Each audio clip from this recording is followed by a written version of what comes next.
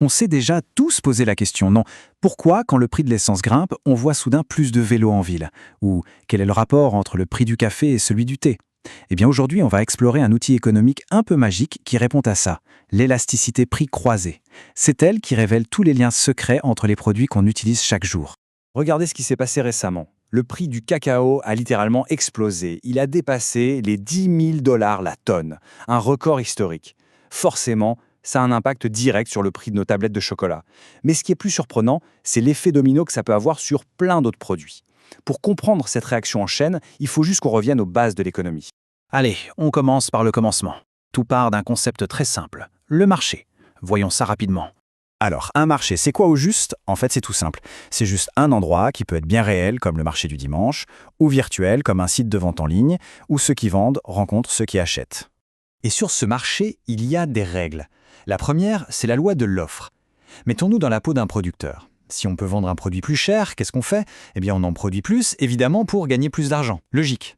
Maintenant, passons de l'autre côté de la barrière, du côté des consommateurs.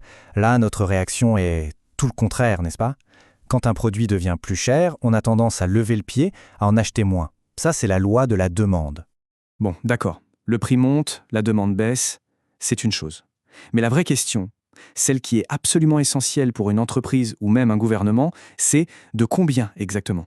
Est-ce que la demande va un peu baisser ou carrément s'effondrer? C'est là que tout se joue. Et pour mesurer cette intensité et cette réaction, les économistes ont un outil super puissant. Ça s'appelle l'élasticité. L'élasticité, c'est en quelque sorte un thermomètre de notre sensibilité au prix. Ça répond très précisément à cette question. Si le prix d'un produit augmente de 1%, de quel pourcentage exactement est-ce que la demande va baisser? Et attention, ce n'est pas juste une théorie pour les cours d'économie, pas du tout. C'est un outil très concret qui permet d'anticiper les comportements, de prédire les réactions des gens face à un changement. Mais là où ça devient vraiment fascinant, c'est quand on utilise cet outil pour décortiquer la relation entre deux produits différents.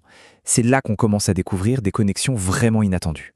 Et ça porte un nom, l'élasticité prix croisée. C'est notre loupe d'économiste. Elle nous permet de voir très clairement comment la variation du prix d'un produit X va impacter la quantité vendue d'un autre produit, le produit Y.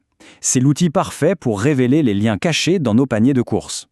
En fait, le résultat de ce calcul va nous dire une chose très simple sur le lien entre deux produits.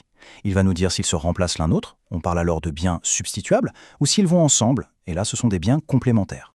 Pour que ce soit limpide, rien de mieux qu'un exemple. Imaginons, le prix de l'essence augmente de 10%. Aïe! Qu'est-ce qui se passe? On va regarder les chiffres, et là on s'aperçoit que la fréquentation des bus, elle, a augmenté de 3%. Alors, le calcul est ultra simple. On prend la variation de la demande pour le bus, c'est-à-dire nos 3%, et on la divise par la variation du prix de l'essence, les 10%. Ça nous donne 0,3. Et ce petit chiffre, il nous dit tout. La règle du jeu est simple. Si le chiffre qu'on obtient est positif, comme notre 0,3, ça veut dire que les biens sont substituables. La hausse du prix de l'un nous pousse à acheter l'autre. En revanche, si le chiffre avait été négatif, ça aurait voulu dire que les biens sont complémentaires, qu'ils sont utilisés ensemble. Pensez aux imprimantes et aux cartouches d'encre. Donc pour en revenir à notre exemple, 0,3 c'est bien positif. Bingo! Ça confirme ce qu'on sentait tous intuitivement, la voiture et le bus peuvent se remplacer. Quand l'un devient plus cher, on se reporte plus facilement sur l'autre.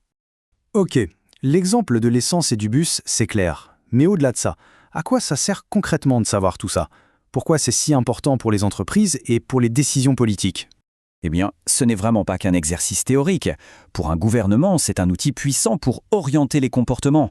Par exemple, taxer un produit polluant en sachant que ça va naturellement encourager les gens vers une alternative plus verte.